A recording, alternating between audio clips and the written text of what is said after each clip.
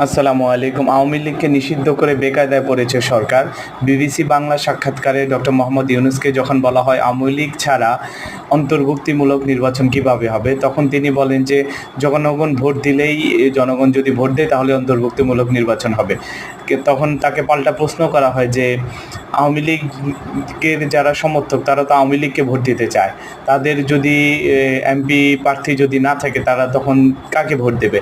তখন ডক্টর মোহাম্মদ ইউনূস বলেন যে আওয়ামী লীগের লোকদের আগে ঠিক করে দিন তারা ভোট দিতে চায় কিনা।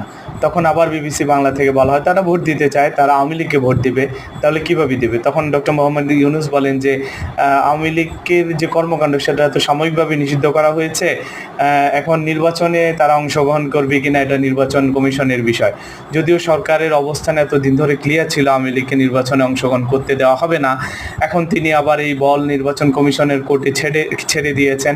তাহলে কি আওয়ামী লীগ ছাড়া নির্বাচন হবে না? আওয়ামী লীগ কি নির্বাচনে অংশগ্রহণ করতে যাচ্ছে?